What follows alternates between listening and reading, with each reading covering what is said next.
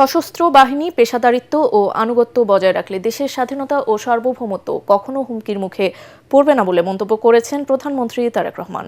President guard regiment PGR এর প্রতিষ্ঠা বার্ষিকীর অনুষ্ঠানে তিনি বলেন, বর্তমানে বহুমাত্রিক নিরাপত্তার চ্যালেঞ্জ মোকাবেলায় বিশেষায়িত বাহিনীকে সবসময় প্রস্তুত থাকতে হবে।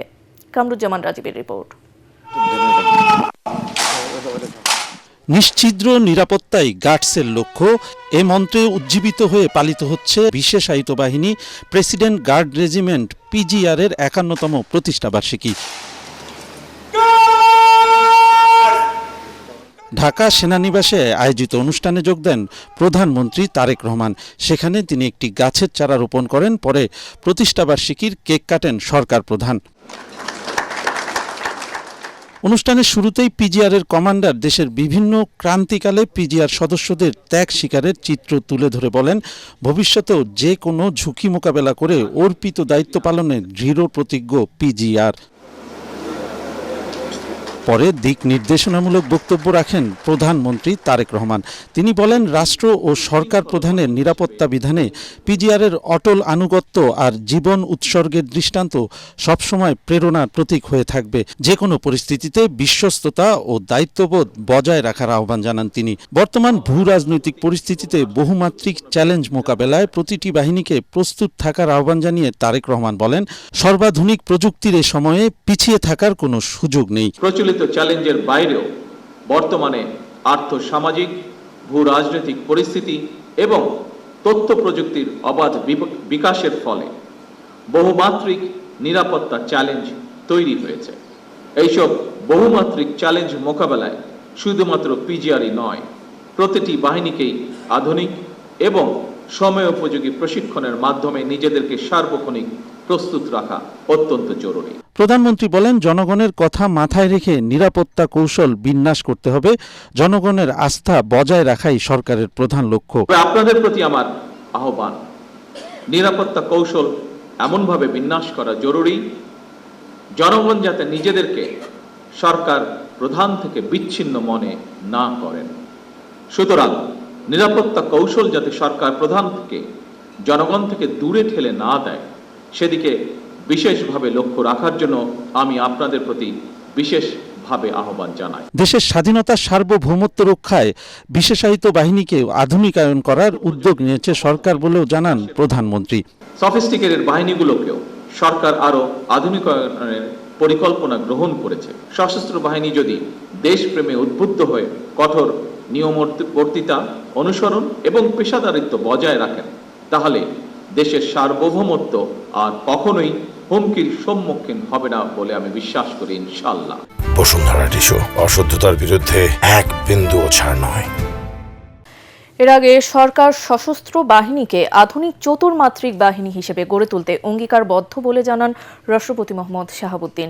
ঢাকা সেনানিবাসে পিজিআর এর ৫১তম প্রতিষ্ঠাবার্ষিকীর অনুষ্ঠানে তিনি কথা বলেন।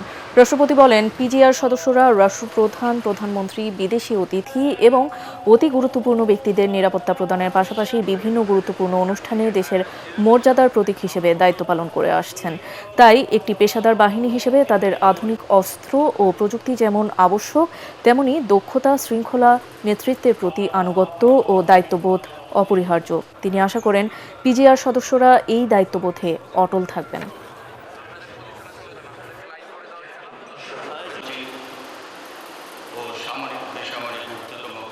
সরকার সশস্ত্র বাহিনীকে আধুনিক চতুর্মাত্রিক বাহিনী হিসাবে গড়ে তুলতে অঙ্গীকারবদ্ধ।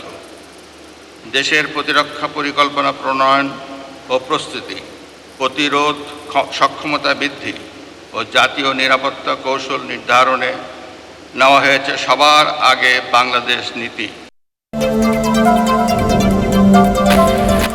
সরকারি অনুষ্ঠানের ব্যানার, ফেস্টুন ও বিলবোর্ডে প্রধানমন্ত্রীর ছবি ব্যবহার সম্পূর্ণরূপে নিষিদ্ধ করা হয়েছে।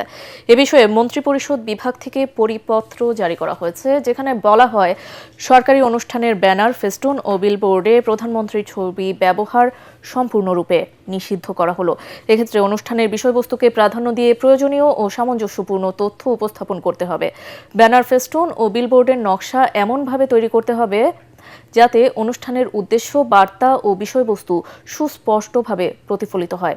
সকালে গুলশানের বাসা থেকে সচিবালয়ে আসার পথে প্রধানমন্ত্রী তারেক রহমান একটি মন্ত্রণালয়ের ব্যানার ফেস্টুনে নিজের ছবি দেখে মন্ত্রিপরিষদ সচিবকে ডেকে এই নির্দেশনা দেন।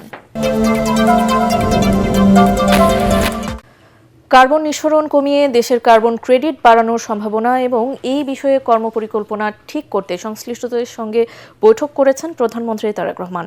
সচিবালয়ে প্রধানমন্ত্রীর কার্যালয়ের সভায় তিনি এ বিষয়ে নির্দেশনা দেন। সভায় প্রধানমন্ত্রী নবায়নযোগ্য জ্বালানির ব্যবহার বৃদ্ধি, শিল্প খাতে পরিবেশ বান্ধব প্রযুক্তির প্রয়োগ, জ্বালানি দক্ষতা উন্নয়ন, বন সংরক্ষণ এবং ব্যাপক বৃক্ষরোপণের মাধ্যমে কার্বন শোষণ বাড়ানোর উপর গুরুত্ব দেন। পাশাপাশি আন্তর্জাতিক কার্বন বাজারে বাংলাদেশের সম্ভাবনা কাজে লাগাতে বাস্তবসম্মত পরিকল্পনা গ্রহণের নির্দেশ দেন। সেই সঙ্গে কার্বন ক্রেডিট অর্জনে সংশ্লিষ্ট মন্ত্রণালয় ও সংস্থাগুলোর মধ্যে সমন্বয় জোরদারে একটি কমিটি গঠনেরও নির্দেশ দেন প্রধানমন্ত্রী।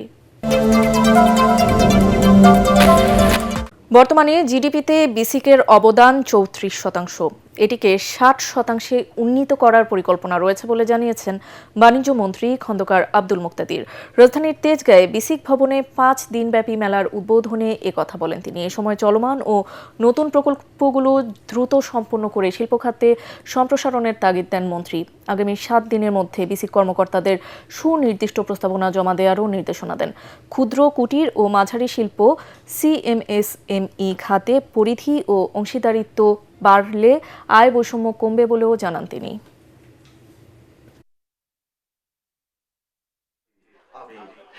আমাদের কাছে জমি আছে এবং প্রায় ক্ষেত্রে ইউটিলিটি আছে, কানেকশন আছে।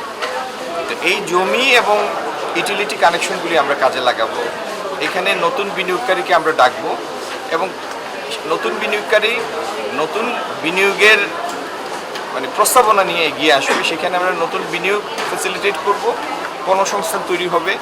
এই জায়গাগুলিকে আমরা কাজে লাগাবো।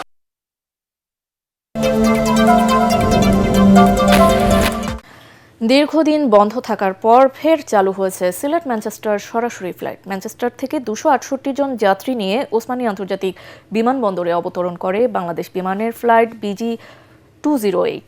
যাত্রীদের 227 জন সিলেটে এবং 41 জন ঢাকায় নামেন। দুপুরে ফ্লাইটটি সিলেট এমএজি ওসমানী আন্তর্জাতিক বিমানবন্দরে অবতরণ করলে যাত্রীদের অভ্যর্থনা জানান বাণিজ্যমন্ত্রী খন্দকার আব্দুল মুক্তাদির, বেসামরিক বিমান পরিবহন ও পর্যটন মন্ত্রী আফরোজা খানম, প্রধানমন্ত্রীর উপদেষ্টা হুমায়ুন কবির সহ অতিথিরা। এর আগে শনিবার মোট 192 জন যাত্রী নিয়ে ম্যানচেস্টারের উদ্দেশ্যে রওনা দেয় বাংলাদেশ বিমানের ফ্লাইট। ওই ফ্লাইটে 171 জন যাত্রী ছিলেন সিলেটের এবং 21 জন ঢাকার। অন্যান্য রুটে সিলেট থেকে যেন সরাসরি বিমান যায়, আমাদের আন্তঃরাষ্ট্রীয় সম্পর্ক, সাংস্কৃতিক যোগাযোগ, ব্যবসার যোগাযোগ, ট্রেড কমিউনিকেশন সব যেন উত্তরোত্তর বৃদ্ধি পায়, এই লক্ষ্যে আমাদের প্রচেষ্টা চালু থাকবে। আল্লাহ রহমত প্লাস আমাদের মাননীয় প্রধানমন্ত্রী জনাব তারেক রহমানের নির্দেশে আজকে সেই ফ্লাইটটা এখানে এসে পৌঁছেছে। তো পালস আমরা ফিল করছি যে ম্যানচেস্টার এই ফ্লাইট খুবই জরুরি এবং প্রবাসী এবং আমরা দেশের মধ্যে যে সব সারা লাগে যে একটা স্ট্রং বন্ধন তৈরি করা।